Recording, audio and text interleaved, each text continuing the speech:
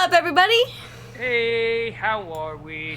How is everyone doing? Welcome to our October 7th show. I am Kaisa. I am Ron, and we are the Daily Gaming News channel here on Twitch. How is that early gang DGN fam doing? How is that early gang? I introduced myself even though I know we need no introduction to y'all by now. Y'all are the diehards, coming in right at the top crew. Absolutely. We love and appreciate those who join us early. Kaisa, how you doing today? How's things been going? Pretty good. I'm pretty hyped for the debate tonight, which apparently is still happening. So I think I might stream a reaction, but I don't know if I'm just gonna say everyone go watch it at this link and then just talk about it on my stream, because I don't know the rules about that. What about you? Yeah, that's actually I'm glad you brought that up, because I was like, yes, that does happen today. I am excited to see how that goes down. I think we all have our expectations in a certain regard. But then other than that, I'm going to be streaming here after DGN a little bit, playing some Squadrons and maybe some Fall Guys, because that new season drops. So yeah, is the new season today? It's actually tomorrow. I thought it was Tuesday. I'm so used to Tuesday being when things release. Right. They're like, no, it's October 8th. And I was like, what? That's weird. Okay. That's weird. All right. I guess so. I guess we'll roll with it. But we're going to start off today with 10 minutes of Need for Speed Hot Pursuit Remastered gameplay that we were initially going to watch yesterday. That is right. We're also going to be talking about how Roblox has said it has big plans for virtual music events. We'll also discuss an Ubisoft survey that reveals 25% of employees have seen or experienced workplace misconduct. The story actually came out October 2nd, but we're still covering this news because we think we've got to cover it. We found a great article regarding Genshin Impact where this reviewer said, I spent $130, and if you might do this, maybe don't play it.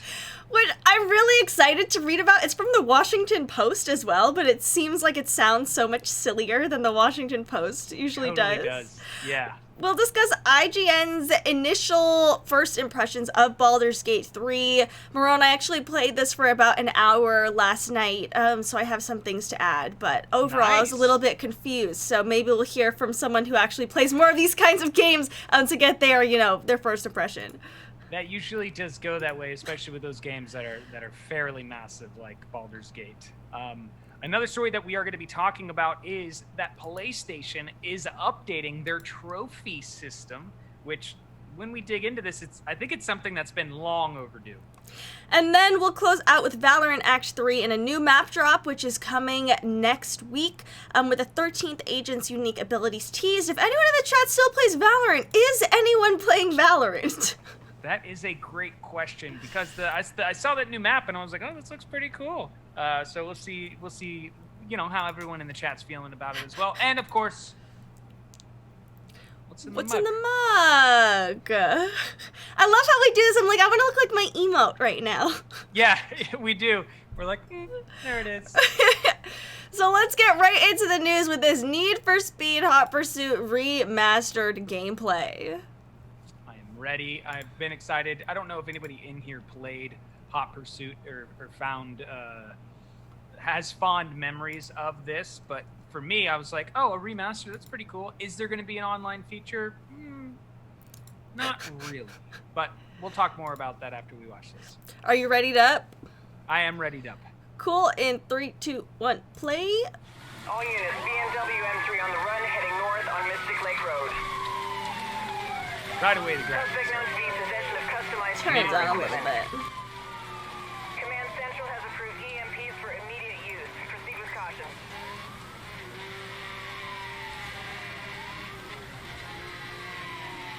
The car looks so shiny.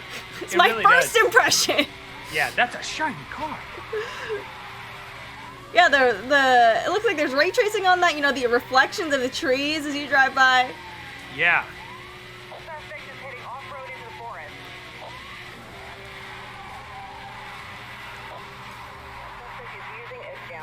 Ooh. Repathy played a lot of Hot Pursuit 2 back in the day. Also, what is up, Repathy? Hey, Repathy, how's it going? Yeah, I played a lot of Hot Pursuit when that first came out. It was like the whole concept of being the cop, and chasing after.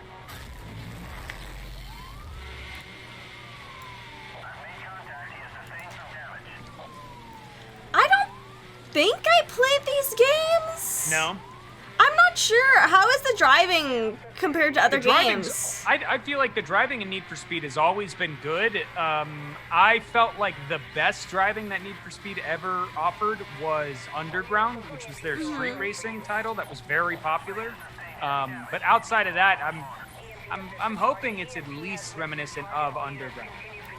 I love how you're playing a police officer, yet you're like crashing into a bunch of cars. Yeah, I'm sure they're just like, bill me later. Well, we'll get to it. Yeah, we'll cover that bill. It's cool. snap. Oh, Big damage. I got burnout vibes right now. that's pretty cool. Suspects are now under arrest for initial processing. Busted. Busted! Medal awards, very nice. Alaska preview. The multiplayer aspect to this is the times of your friends are what you're trying to beat. Oh, I see. That's cool. Yeah. So it's crossplay, but it's crossplay in the sense of like you're not actually in there with them. You're just competing against their scores.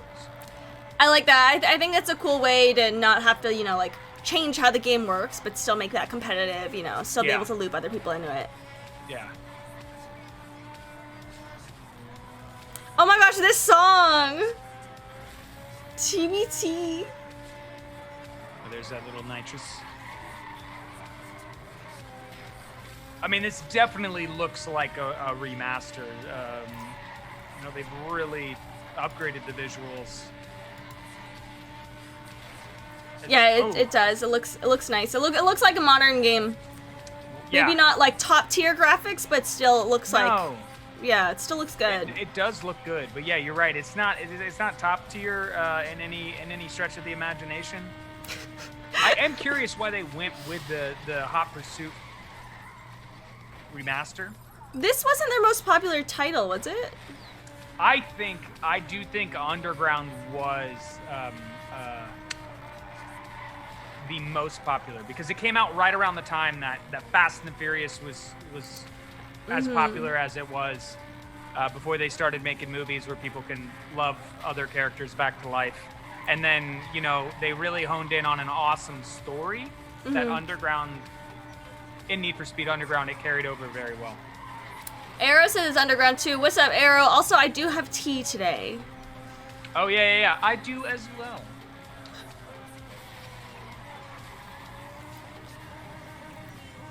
The other thing that they had in Underground that I'm hoping they have in this is like the customization of your car, to the lengths and extents that you could go to.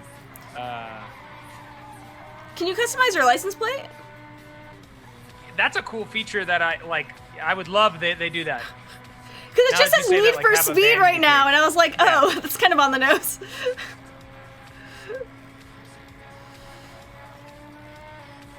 Has chat guessed your tea yet? No. Kai did come out the gate thinking I was going to do a third day in a row with coffee, but no, it didn't. I almost did. I was like, maybe I'll do a coffee again. They're not going to think coffee. I'm glad I didn't.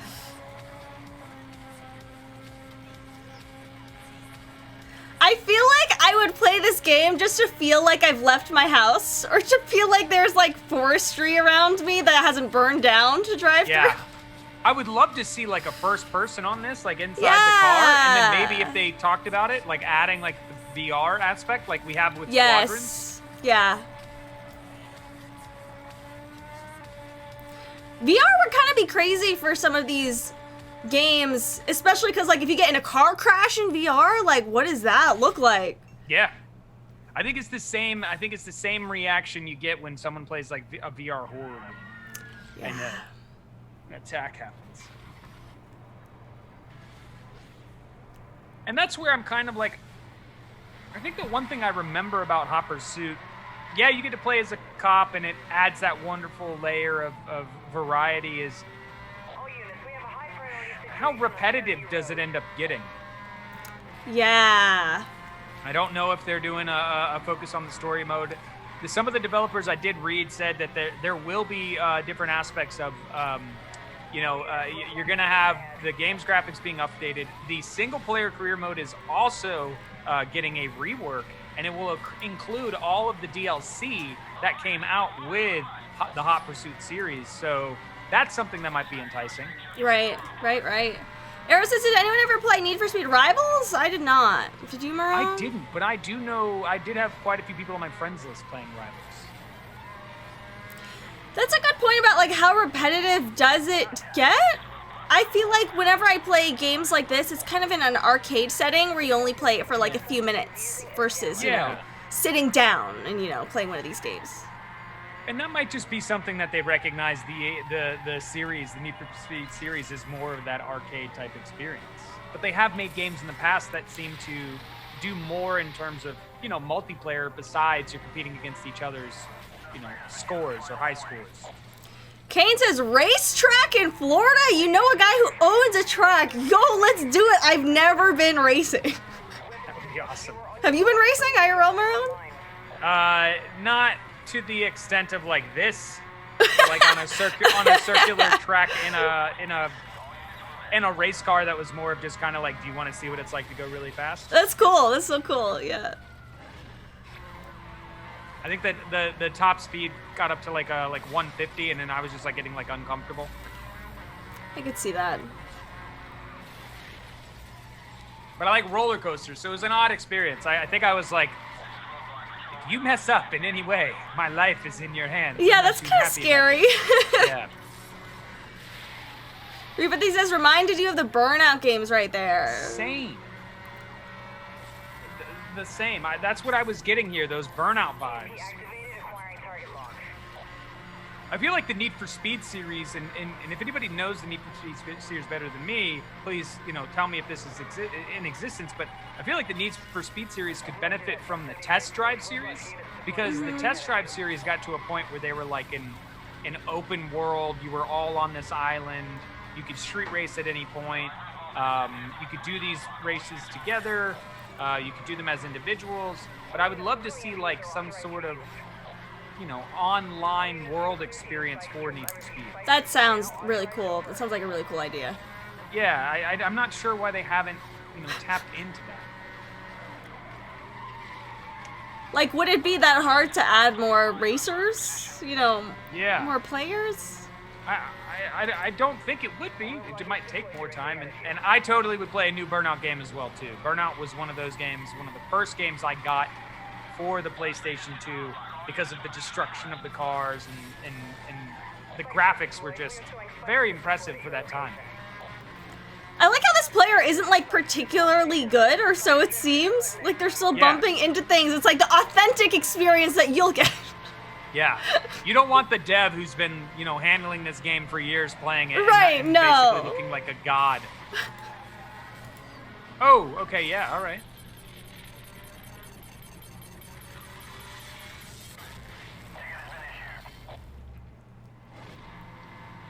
Very nice.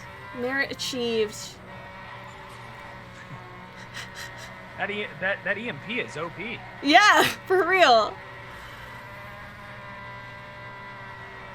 And what I'm not noticing, and I'm like, yeah, I see it. Yeah, you guys are updating the game's graphics, but there's nothing that's really like popping out to me graphically that's like, ooh, I want to, you know, experience this on my own. Like when you look at some of the next gen games, or even when you look at a game like Ghost of Tsushima, where you're kind of like, could they have gotten a little more detailed with their graphics overhaul? Yeah, the first thing I noticed before how shiny the car was that the trees didn't look so graphically updated. I feel like the environment, or like the scenery, plays a big role in this game, and I think that could have been brushed up a bit more. Suspect vehicles have been stopped. I mean, it definitely has the Need for Speed appeal. If you're a fan of that game series and want to get back into especially Hot Pursuit, knowing it's getting this remake, this remastering, you know, go for it. And there might be some people out there that are like, I've always been interested in it. Yeah, and so we've got some details about Need for Speed Hot Pursuit Remastered, as it brings a bunch of improvements to Criterion Games' 2010 action racer. While it preserves Hot Pursuit's essence, you can play as both illegal street racers battling for glory and the police sent to arrest them. It updates the game's graphics and reworks the single-player career mode to include all of Hot Pursuit's original DLC content. But the most interesting aspect of this is their updated autolog system, which constantly shows you the times your friends have made on Hot Pursuit single-player events, so you can try to beat their records. And that means they are going to be including crossplay, so you'll be able to see the times of your PlayStation 4 friends, PC friends, Xbox friends, as well as Nintendo Switch friends. I think this is a great game for the Switch. For a game to come over to the Switch that isn't going to be too intensive, that's maybe was a cool game back in its heyday, but, you know, now in modern times it's a little bit older, is a little bit more dated, I think could do really well on the Switch, which can't handle, you know, crazy graphics right now anyway. Yeah, I would agree with that. I think it'll do, it'll have a strong play there on that. I don't know how it's going to do on, like, PlayStation 4, PC, Xbox. You know, how do current Need for Speed fans and, you know, members of that community, how excited are they about this? It's not getting that hype that you would normally expect around a series that has, you know, still a pretty active player base. It's not, and I wonder how successful remastered editions are. Honestly, the only times I've played remastered games is if I was intending to play the original game anyway, but I was like, oh, there's a remaster, might as well play the more optimized one. Yeah, exactly. So once this drops, we'll be keeping our eye on those reviews, those first impressions, seeing what people think about them. But from the gameplay, I would say it comes in right at what you would expect of a Need for Speed title. Thumbs up, Need for Speed. Good work on the remaster. Looks like a remaster. Very well done. But our next topic is Roblox, as it has big plans for virtual music events. I don't think anyone in the chat is a crazy Roblox player. I know I'm not, even though I've played a little bit. So I wanted to slot this story in as kind of a meme of like, oh, who's gonna go to that Roblox concert, and to, you know, keep an eye on what's going on in the gaming world. I mean, when we think about this is actually a really strong idea. So on a Friday night in September, more than 1 million people showed up to an album launch party inside of the virtual world of Roblox. American pop star Ava Max held a virtual fan meetup in the game to celebrate the launch of her new album, Heaven and Hell. Now, it was a relatively simple affair. Max first appeared on a huge screen in front of a colorful dance floor floating in the sky, talking about her inspirations behind the album. Later, she performed a few songs. Sorry, go ahead. Later, she performed a few songs while players ran around amid flashing lights, fireworks, and eventually a backdrop that transformed into a cartoonish vision of hell. And I was gonna pull up footage of this Ava Max thing, and the first video that came up said worst Roblox event ever. So I wonder, you know, if it was actually fun for some people here. So despite its straightforward nature, 1.156 million unique players showed up for the event, with a peak concurrent total of 166,620 people. And it's just the start of a plan to make music an integral part of Roblox. The stretch goal is to go to the non-obvious places, where we can make the virtual experience even better than the real-world experience, says John Vlasopoulos, Roblox's head of music. The confluence of virtual spaces and music has been steadily growing for some time, and it has recently accelerated in 2020 due to the pandemic. With live in-person events almost entirely canceled across the globe, artists have been searching for new ways to connect with their fans. Now, that could mean a skyscraper-sized cyborg version of Travis Scott stomping around on Fortnite's island, or a ghostly CG animated avatar of The Weeknd performing in TikTok. They are events that have attracted millions of virtual attendees. At first blush, Roblox doesn't have the same cultural cache as the likes of Fortnite, TikTok, or Minecraft. It's widely regarded as a kids' platform, a popular place for young gamers to both build and play bite-sized games. But Vlasopoulos says, while the audience does skew young, this perception isn't entirely accurate. Roblox has been around since 2006, and he says the community has aged alongside it. He explains that it's, quote, not a kids thing. It's a youth platform. So this youthful audience, combined with Roblox's sheer scale, has an estimated 150 million players and has turned into an attractive space for artists. Now, things have started slowly. Prior to the Ava Max event, Roblox was had also served as a broadcast partner for the One World Together at Home benefit concert. Now, one of the goals, according to Vlasopoulos, was that they wanted to have an easy way to do something creative in a relatively light touch way, so it doesn't take months and months to get done. Now, both of these events came together relatively quickly and are almost like teasers in a way. They show artists and labels the possibilities of the platform, but the Roblox team also had much more ambitious plans now, and we'll probably start to see those come to fruition sometime next year. While many games and platforms have tried experimental virtual experiences, Roblox's vision sounds more in line with traditional concerts, and as you can kind of see on the screen, it is in that you're just sitting there and watching. So Vlasopoulos says concerts, if we do them in the future, would be more high fidelity. Our notion of a virtual concert, we think, has to have a virtual artist, a virtual stage, a virtual audience. He also notes that this could include backstage elements for fans, and that virtual festivals inside Roblox are a possibility. Wow. So, recognizing that Roblox is still relatively behind in that space, we look at Fortnite, for instance. It held its first virtual concert in 2019 and recently built a high-tech studio in Los Angeles so that it could hold more regular music events inside the game. The developer even partnered with K-pop supergroup BTS to debut a music video in Fortnite. Roblox's efforts have been comparatively small scale, but that's by design. Now, Vlasopoulos said that the plan is to slowly scale up in order to let the kids get used to it and steadily turn live music into more of a prominent part of the Roblox experience. Finished by saying that we're just getting started, but it is pretty exciting to see where it all goes. It kind of reminds me of, what's it called? Like it was like VMU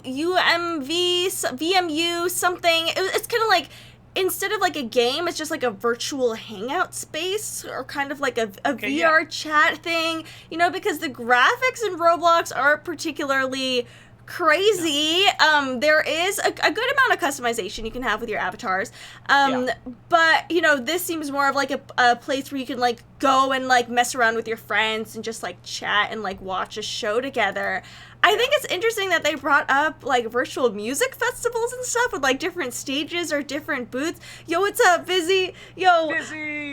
It feels like this is something they did in lieu of actual concerts, like instead of being like a standalone idea copying Fortnite. Yeah, real quick, Kai, good guess. Green tea from Marrone is correct. Very Kai nice. has successfully guessed what's in the mug. You know, Roblox is still a popular title. When you think about that, 166,000 people is a lot of people to be at a concert at one time. Even if it is virtual, that artist is getting a lot of views. Now, when we look at the Travis Scott concert with Fortnite, and they did that over 3 days, they were killing it numbers-wise. I think this is something we're going to see more of. And places like mentioning VR chat, places like mentioning the VR kind of like Oasis type world that's coming out from Facebook for Quest, all these different options that are presenting themselves for more people to hang out in this social space and, you know, consume content or entertainment in this format. I think we're going to see this become a new genre within games as more developers will focus on how do we create this space.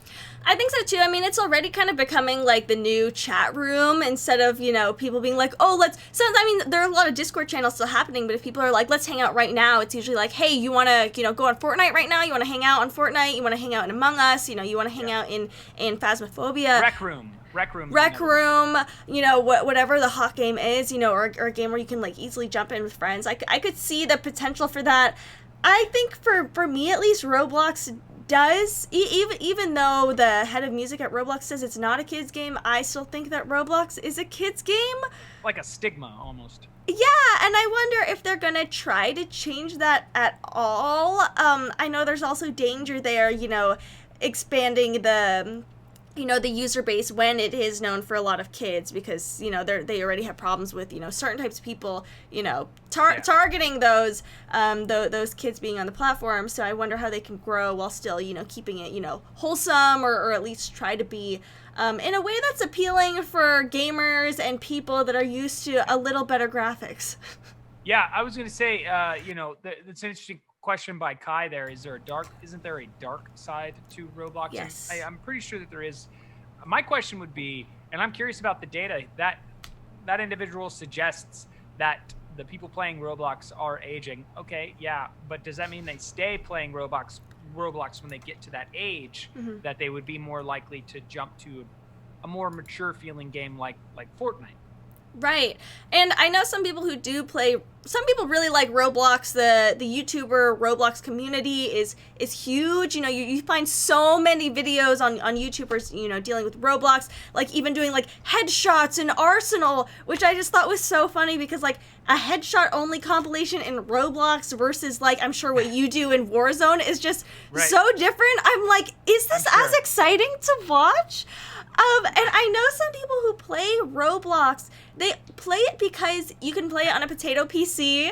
And this video is just great. You can play it on a potato PC, it's not very resource intensive on your computer. It's free, you can easily hop in and everything is bite-sized. This is really funny. I didn't know that this existed. Like, watching a headshot compilation in Roblox is so humorous.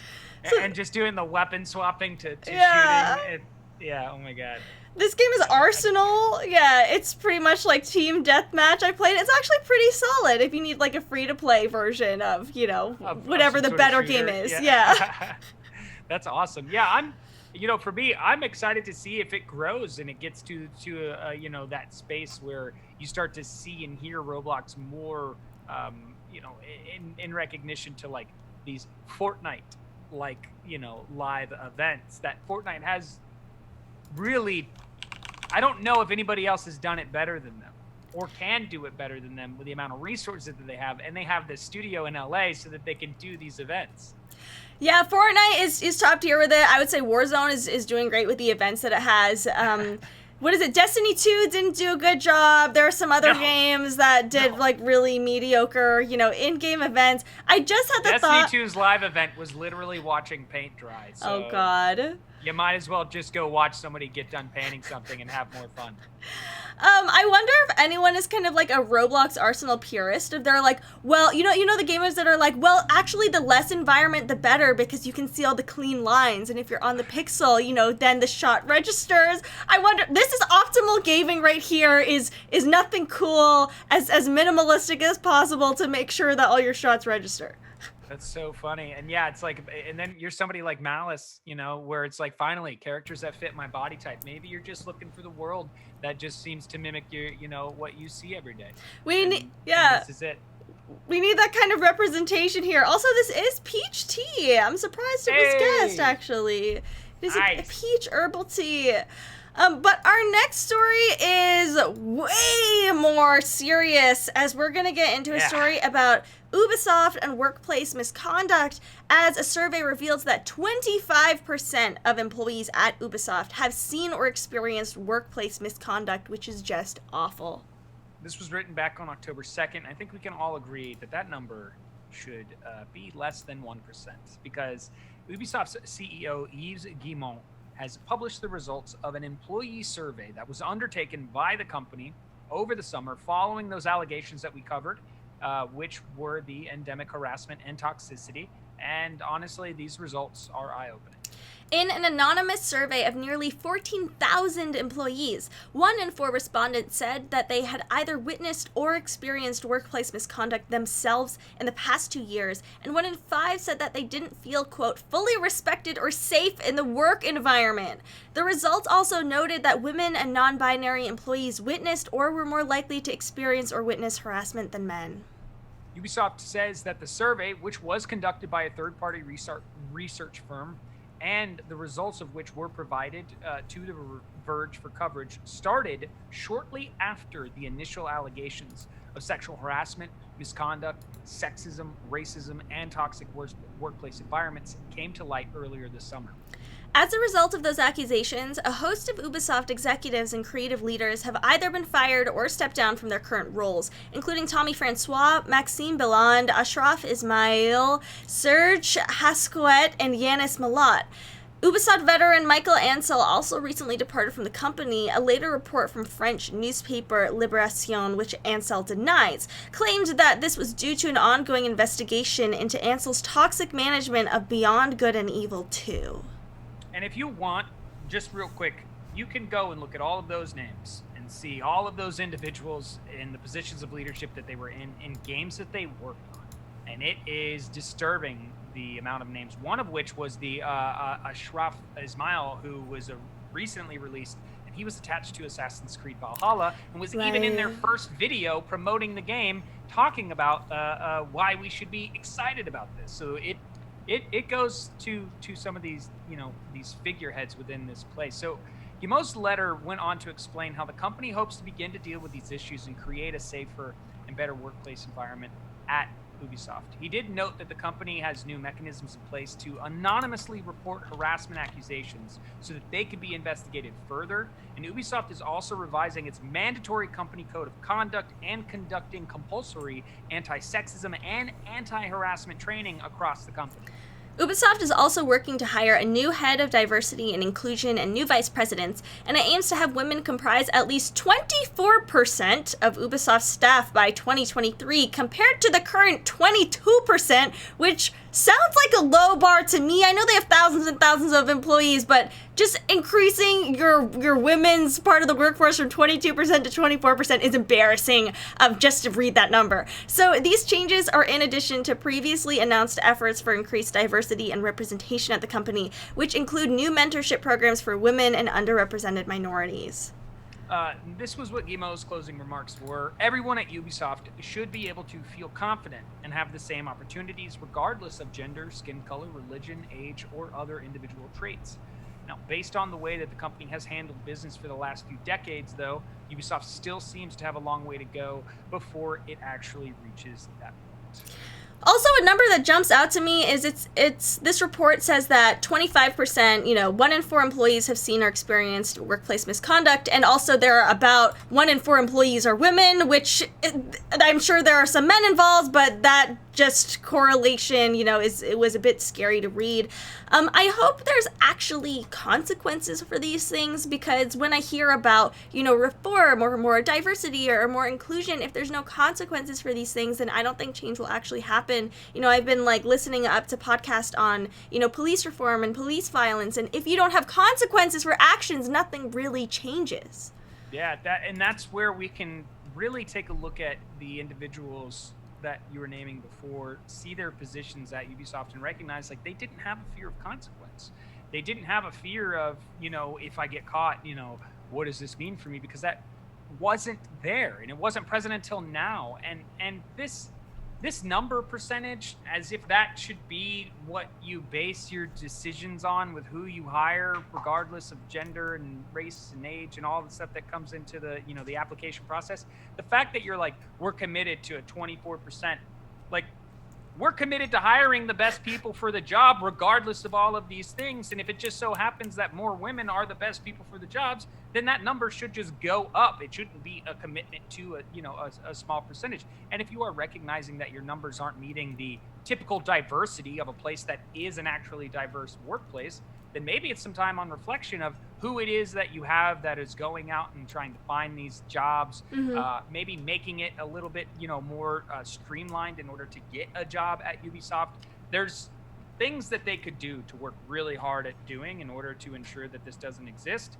But it only feels like they're actually aggressively addressing it because it's becoming a public conversation. It does. That's a good point. You said, what if actually all the people qualified, raises that number to more than 24%, if they're just hiring people that are good for the job. It's also really insulting when people reach out to me and they're like, hey, I reached out to you because you're a woman. I'm like, I don't have anything else to offer, really. Yeah. Like, I understand the sentiment. You're trying to do something good. You're trying to be more inclusive, but you could have worded that differently. You could have gone about it differently. I think, you know, it's on a lot of these companies to, you know, keep in mind of like, hey, are we really looking at the entire talent pool here, or are we only looking at a certain subset of people? You know, maybe we should broaden our horizons. I think that, you know, initially you do have to kind of do the extra work to make sure you include, you know, more diverse people. I do think the candidates are there. And I think it's on them to, you know, really reach out and to really make their workplace more diverse by looking in places that they might have not looked before for candidates, you know, making it easier to apply. There are so many people trying to work in game development. You know, I'm sure there are a lot in France. I think there's a lot more they could do than just this. Yeah, and this is where, you know, when I see some of this, like with regard to the toxic behavior management over at Beyond Good and Evil 2, for a lot of us, when you think about games and game development companies, you're not thinking about what's going on in between, you know, the day-to-day. You're like, they've announced this game, they're developing this game, I'm really excited to finally get to play this game. But amongst that kind of just overview of the development process, you have these human beings interacting with one another. When they say that they are going to now start having like these mandatory company code of conduct and conducting compulsory anti-sexism and anti-harassment training across the company, I would ask, why wasn't that there in the first place? Why wasn't this just a routine thing? Why is it now all of a sudden it's now a mandatory thing? It's like the whole, and you brought it up before, but that conversation of like the racial sensitivity training within, you know, the police force. It's like, yes, we need that. People need to be, you know, exposed to that. They need to understand that. Why all of a sudden is it just now finding its place in conversation? Like, we should all recognize the path towards being a better human being to those around us and to ourselves is becoming more aware of the effect we have on others if our decision making is in fact damaging the people near us, ultimately damaging ourselves.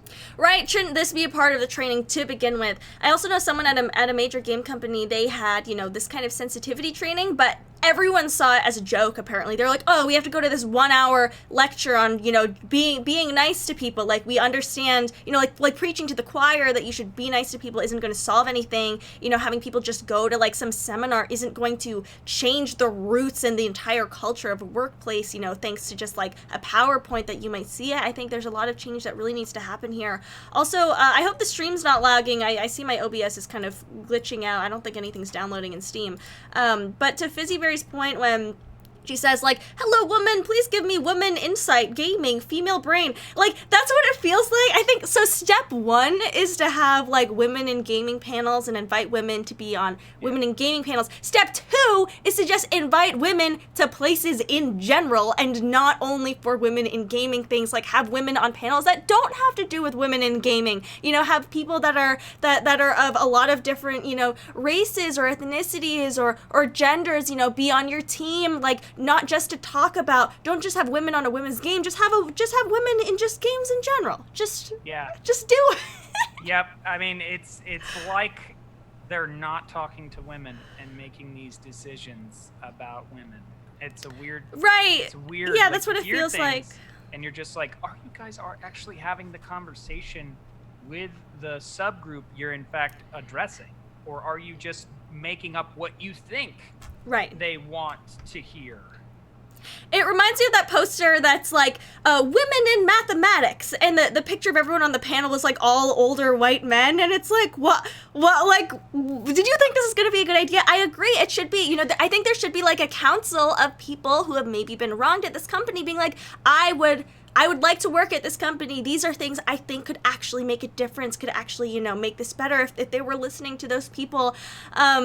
You know, I think there's so much they can do. Right now, I'm at least glad that a lot of the higher ups, a lot of the people in power did step down, but this does seem to be a bigger issue than that. I wonder if, you know, actual change is going to happen, you know, with those figureheads stepping down. It will, because I think a lot of culture does come from the top down. But based on just, you know, some sensitivity training and a small commitment to hire more diverse, I'm a little skeptical that things are going to actually change. Well, and that skepticism I think is healthy and it's a good one to have. especially in the current climate of things, and desiring to see change and demanding to see change, ultimately affecting change. We will keep our eye on what is happening at Ubisoft. I am really curious to see what it means for them in the future as their games start to come out. Where do we get more, possible information to address if things are in fact updating or not? This will be another one of those stories like the Apple and Epic one, where this is going to be, I think, one that's carried out over the next few years, where we know where does Ubisoft lie in this change. Did they actually do it, or was it just a bunch of lip service? Yes, I think, only time will tell, if they're actually going to make, dedicated change. But our next story is a lot, I was going to say lighthearted, but I don't think so. As someone named Gene Park at the Washington Post wrote a lengthy story about spending too much in Genshin Impact, which I thought is very relevant to our current times, especially as I've been hearing that gamers are spending, $200, $100, $60 in Genshin Impact easily. Yeah, so Genshin Impact, like we said yesterday, making that impact that it does, it also is making impacts on wallets, because before this individual knew it, they were $130 poorer. She approached the free-to-play game with trepidation, and she mentioned this on her initial impression of the game. Now, as I think it's he. Smoker, sorry. Is it a he? Yeah, I think so. Judging just spaced by the photo and Gene Park. Gene. Okay. Yeah. Gene. Oh, Gene, So Gene, Gene, not Got it. Jean, Gene. I see. Got it. Yeah, it's one of those names. It's one of those names. So Gene is a former smoker and drinker, and of course, obviously a gamer.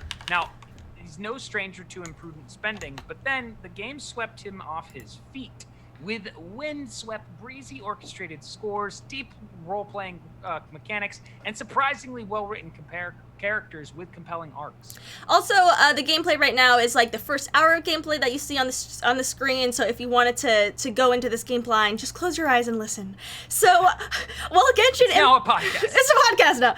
Well, Genshin Impact by developer MiHoYo is taking the gaming world by storm, in part thanks to PC and console releases. It's worth stressing again that although the game is free, there are many insidious ways the game tries to nab your real-world cash. It's a mobile-first game in the gacha genre, gacha Gacha, which is essentially gambling real-world cash in a casino where the house always wins, no matter how bottomless your luck. Gotcha. So here's how it works. You punch in your credit card to buy the game's fantasy currency. The game offers 3 banners to try your luck, each with its own set of detailed chances for various items. In Genshin Impact, the main draw is to win characters. Once you decided to spend, the game will open a wish with either a weapon inside, or if you're lucky, a 4-star or 5-star character. Now, the game also offers pity rolls, where if you roll too many times without a good pull, the game will randomly select a good reward for you. More often than not, it will not be what you wanted. So, as an example, apparently Pat Boyven, a Twitch streamer and longtime gaming personality, as well as a new fan of the game who's decided to regularly stream it to his 84,000 followers on his channel. I don't know if Gene is a friend of Pat, why he chose to spotlight Pat, but apparently, Boyven decided to spend $100 of his own money, as well as $40 of donos from his subs to gamble and roll for new characters. I think this is pretty common. I think even more common is just streamers deciding themselves, hey, I want to spend $100 on this game. Let's see what happens. So, this is what took place for Boyven. He ended up getting a lot of characters he didn't want. Duplicates of ones he already had. More than 100 weapons that will end up being recycled for materials and trash, and it didn't feel good. One of his viewers, a user named Mortal Man Baby, wondered if Boyven was scaring people away from trying the game. So Boyven said on stream, if there are people that see this monetization explained in depth and get scared away from it, that's fine. I don't care if this game is successful. I'm having a blast with it, genuinely. I also realize that some of you may be susceptible to gambling problems, and if I continue to play this on stream without a proper warning, that means I am enticing you to engage in your gambling problem. Now, the game has already had resounding success. We talked about it yesterday, that an analytics firm saw that the game took 17 million downloads in its first 14 days of release, and that didn't include the number of downloads on PC and PlayStation 4, the 2 ports that brought global attention to the game. It's because Genshin Impact is unlike any mobile game before it. The trick is to create a compelling universe in which players invest their time and hopefully money. It worked on Gene like a spell. Genshin Impact tries an interesting live service trick to make a good game at launch. I think is the trick of Genshin Impact is that it's good, it's fun, it's high quality, and it's free. I didn't know that's what makes a good game. I had no idea. So he went on to say that it finally happened when he met Venti, which is a whimsical, happy-go-lucky boy bard. That character design seemed cool enough. All the characters are exceptionally designed. A combination of gorgeous anime people and Chinese-inspired outfits and accessories. But Venti's backstory in particular was so compelling that I needed him in my party, he said. No spoilers here, but anyone who's played through this knows that there is more to this character than meets the eye, and that he becomes the driving narrative force of the game's opening chapters. I love the Crow Show's comment. Also, what's up saying Genshin Impact on my wallet, even though you haven't played yet. So, still talking about Venti, he's not available as a playable character. Not for free, at least. There's a 50% increased chance to win if you gamble your real-world money. The pull is irresistible, despite all of some gamers' cautions. It's a huge credit to the game's writing staff's talent that they're able to flesh out such believable and likable characters. So Gene busted out that credit card, punched in those digits to buy those Genesis crystals, to convert them into Primogems, and then to convert them to either Acquainted Fate or Intertwined Fate, so he can finally make a wish for a new character to join his team.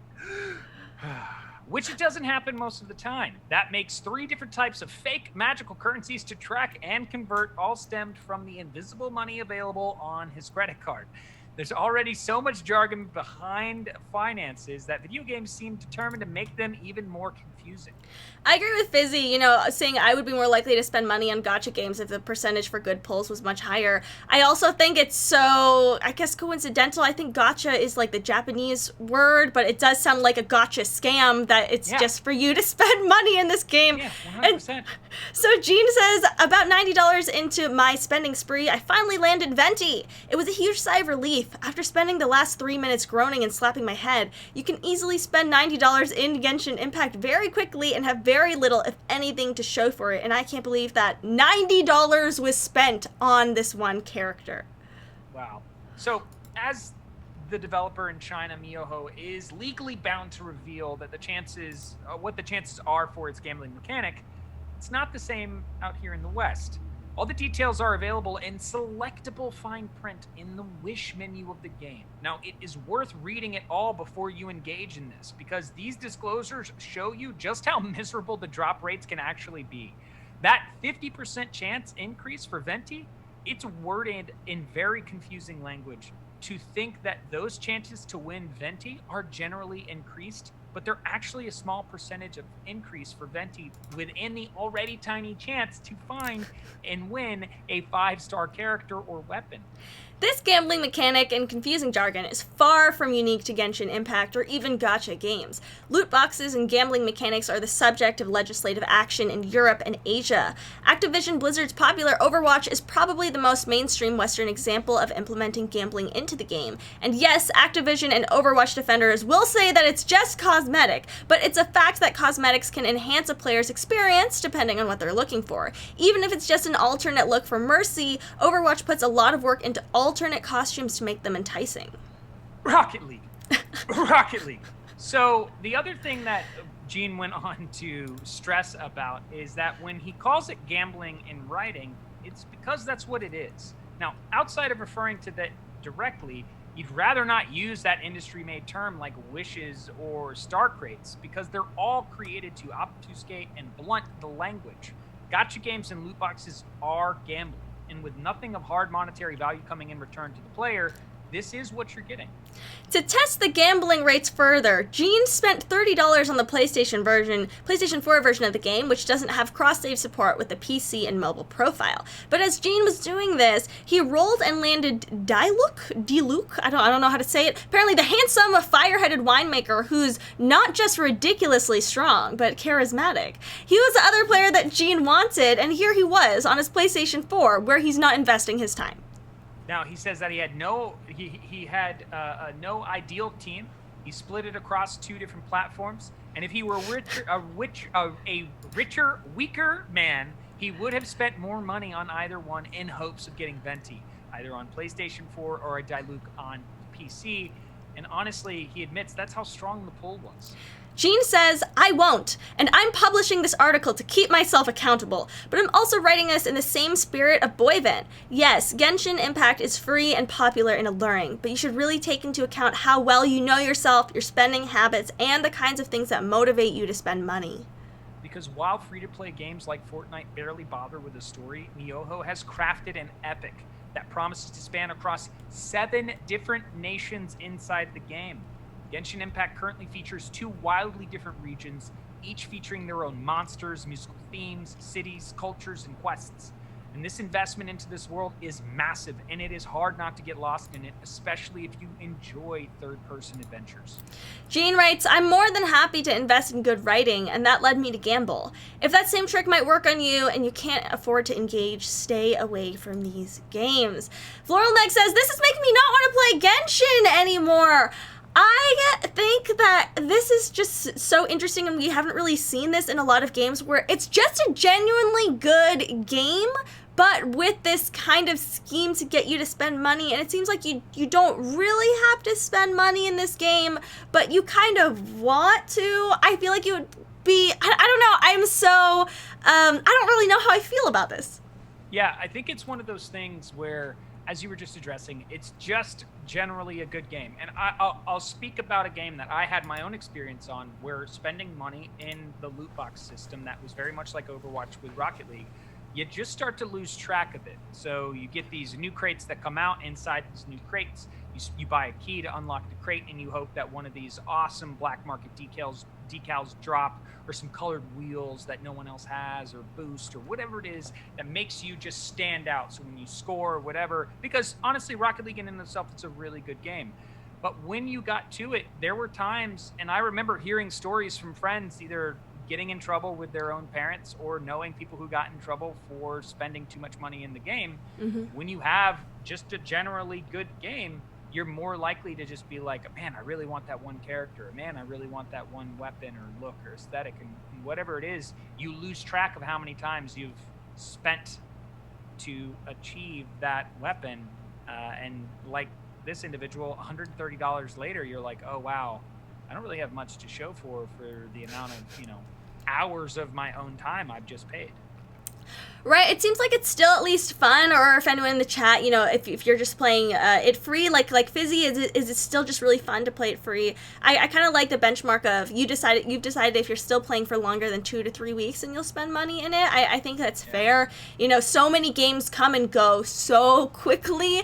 I feel like I might do the same if I do, try this game to just play it for free, and, if I'm playing it next month, maybe I'll spend money in it, but, to kind of kind of keep that benchmark there, because if I'm only going to actually play this game for maybe a week and drop like $100 in this game, $200 in this game, I think that's a bit much. I think they should, if they are listening to this and do care about this being a potential, because the habits of gambling can creep up on people and become a thing without them realizing it. That is something that's been talked about. That's why we know internationally countries are addressing loot boxes in this needing to know the percentage and all that stuff, because it is in fact gambling, and it can be very damaging to the youth who are very susceptible to these unintentional habits. Mm-hmm. They should implement a way to limit your spending, or notify you when you have gone over the spending you wanted to allot yourself for the week or for the month. So that it's a moment of, here we are notifying you are about to spend more money than you have deemed yourself wanting to spend. And you can either create it as a parent for a child who might be playing it, or for whatever reason, like, hey, I'll let you spend money on this game, but I'll limit you to this amount. They should start to implement some of these practices that you can see at financial institutions in order to protect these individuals if they truly care.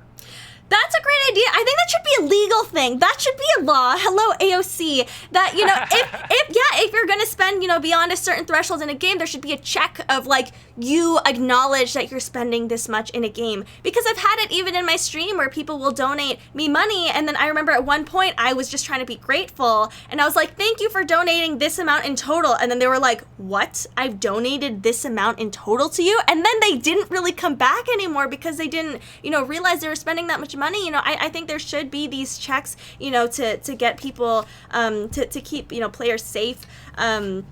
I think, sure, if it's your money, you want to gamble, go ahead. But I do realize that it can lead to a lot of problems. A lot of people, have a difficult time controlling themselves. And I think that they should be protected, and there should be those checks to make sure, that it doesn't get out of hand.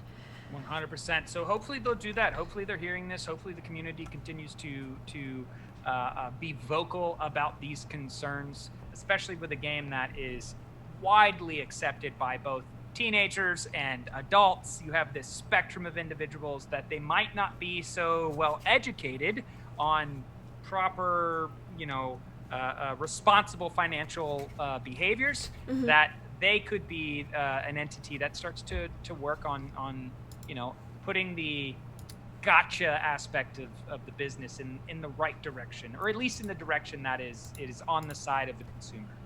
Absolutely. So our next story is about Baldur's Gate 3 and first impressions, but since we only have 5 minutes left, do you want to talk about your squadron's first impressions, and I can talk about Baldur's Gate 3 as well?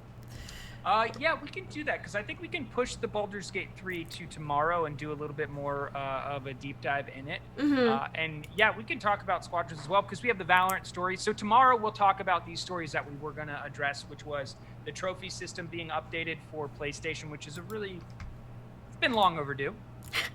And then also, we're going to get into Valorant Act 3 and a new map drop, and details about the 13th Agent's new abilities, which have been teased. But for us to just round out the show, here's what I'll say about Squadrons, and something I just learned before we went live and didn't slot it into the show is they have no plans of any DLC or live service aspects to the game. If you buy Squadrons, that's the game you're getting. And I was like, when was the last time there was a game that came out that was just, this is what you get, that's the way it's going to be? Yeah, I've pretty much never heard of that. Whenever, or at least as of late, whenever a game comes out, I always expect there's going to be an update, there's going to be a DLC, there's going to be something new that they add on, maybe, an update or a patch for a New Game Plus or whatever. But to just hear that Squadrons is going to be standalone, like that's it, I am surprised. I am too, because there is a lot there that you could imagine, like a new map or a new ship or cosmetics or all that stuff. But I'll say this much, like the game is very rewarding in the grind. Like you play well, and it will it'll give you that reward that you seek in the path to it. I had the last time I played, there was an awesome dogfight, which is where it's just a pure 5v5. And I finished out on the top of the leaderboards. It was just like 9 kills, 4 deaths, 4 assists or whatever. But it was one of those moments that when I got done, the reward for playing well in that game felt just so much more exponential, because it's like, ooh, where do I want to put? I just did all this hard work. Where do I want to put it into? It's this cosmetic. It's that cosmetic. Ooh, maybe it's this feature for for the X-wing, or maybe that feature for the TIE fighter. Like you have these choices that you have to make, and in order to go and make those choices, it's not pulling out your credit card and buying them. It's going and playing more. That is super cool. Would you say the game is as hard as you expected, or as manageable, or There's definitely a learning curve with very specific ships and the right way to fly. Slotting your power is important, knowing when to put it into your engines, put it into your shields, put it into your lasers. I had many moments of trying to get the muscle memory down of if I have an enemy on my tail coming after me, I slot my power over into my engines, and I just try to get out of there as fast as possible to then eventually, flip around and get back into the upper hand and chase after them.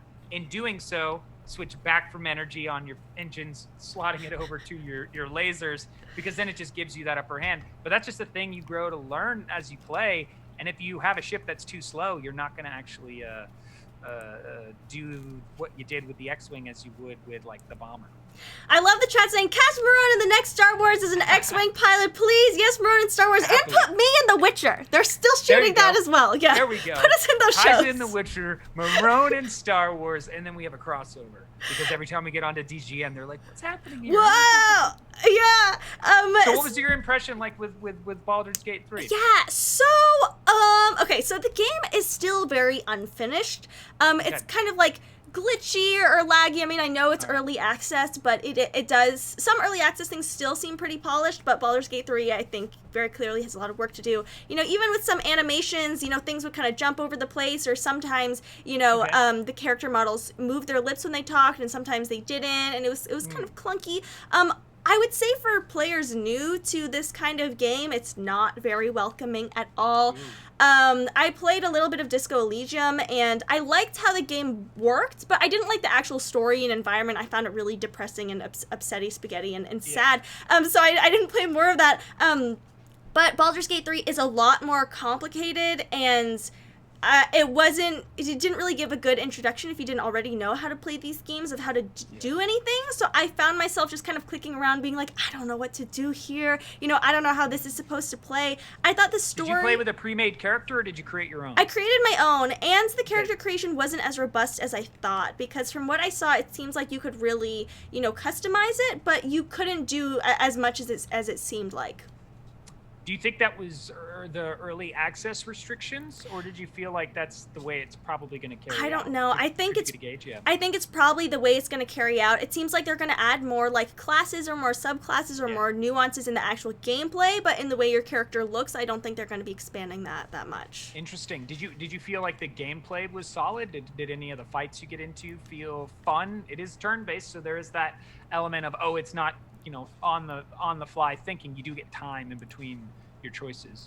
Right. Honestly, it was too confusing for me to have fun. I think it was maybe if I watched a video on how to actually do the battles, then I would have had fun. But I selected my choices, didn't realize I had to click end turn. Also, I was too far from anything to actually attack it. And the way the camera moves around, it was kind of hard to see where everything was.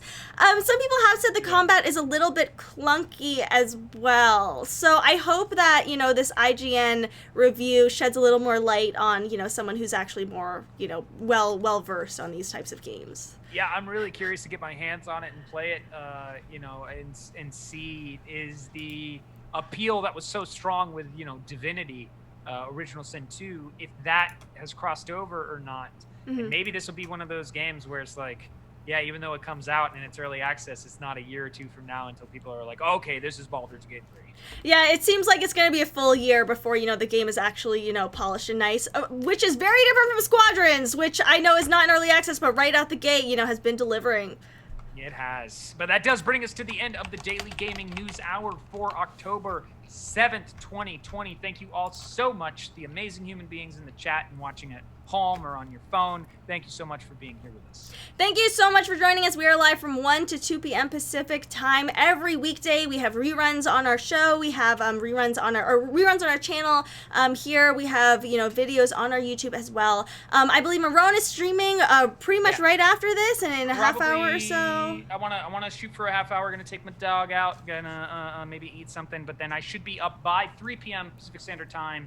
Jumping back into Squadrons. Getting some more time spent in there, and then playing some Fall Guys, because that Fall Guys release, it looks a lot of fun. I've seen that new level. The new level looks crazy. I saw the Knights level. Yeah, I saw a little bit. There was a thick bonkus that they added, and people were like, "We need to get this language out of here." It was funny at first, but now it's just out of hand. I think they're just gonna keep going. They seem like that. By the way, also, if you are active on Twitter, there is a Twitter back and forth between Fall Guys Twitter and Cyberpunk 2077 Twitter. Wow. And it's awesome, where it's basically like, it looks like the Fall Guys Twitter is trying to get a hold of Cyberpunk 2077 early, and they're just responding. So go and check it out. It's awesome.